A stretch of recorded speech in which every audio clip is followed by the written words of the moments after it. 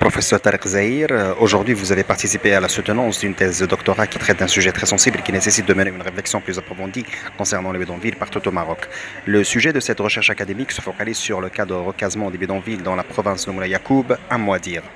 Oui, effectivement, c'était l'occasion aujourd'hui de voir et de mettre au public les conclusions d'un travail de recherche qui porte sur la question urbaine de manière générale au Maroc, liée à la question des politiques publiques. Il s'agit en fait d'une thématique qui présente de l'importance, vue en fait qui concerne un sujet d'actualité, mis en avant de manière particulière dans les politiques de l'État, analysé pour le cas en l'occurrence de ce travail de recherche en corrélation avec la question des politiques publiques, d'ailleurs dans leur globalité en termes de conception des politiques publiques, d'analyse des politiques publiques et d'évaluation des politiques publiques. Bon, la complexité de la question en fait un sujet en fait pertinent d'actualité pour deux considérations au moins, puisqu'en fait le sujet met en avant l'existence de plusieurs acteurs d'ailleurs et cette complexité des intervenants en la matière, et en deuxième lieu parce qu'il est difficile de répondre à la problématique à travers en fait des actes isolés et que cela nécessite en fin de compte qu'il y ait une certaine coordination entre l'ensemble des intervenants, notamment de la part de ceux qui sont censés représenter l'État de manière générale, les agents de l'autorité en fin de compte. Et à ce niveau, le travail de recherche qui a été présenté aujourd'hui, ce travail de thèse qui a été soutenu aujourd'hui, présente de l'importance, tant que l'objet en fait de ce travail était de mettre en avant l'importance de cette question cardinale de la coordination des actions menées au niveau territorial, analysée à l'épreuve notamment des actions engagées par l'État depuis quelque temps, tenant compte la nouvelle organisation de l'État, notamment du point de vue de la régionalisation avancée, la question de la réforme de l'État, les rapports avec les citoyens, notamment la question de la simplification des procédures dans la relation qui existe entre administration et administré. Voilà globalement les grands traits comme les principaux déterminants qui ont fait en fin de compte que ce travail et les conclusions qui ont été apportées présentent de l'importance aujourd'hui, un moment crucial dans lequel la question de redresser les politiques de l'État en matière d'habitat de manière générale et d'actualité, et que les actions des pouvoirs publics sont engagées dans ce sens de manière générale.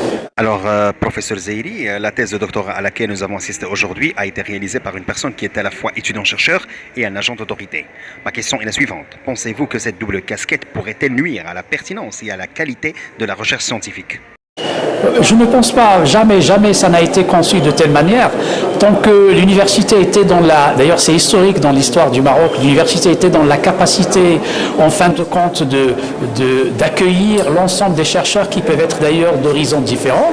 sans que cela ne puisse gêner en fin de compte cet objectif fondamental recherché par l'université, lié plutôt à l'axe recherche. D'ailleurs, je dirais plus que c'est une question plutôt de pertinence de l'action menée dans les labos de recherche dans les universités,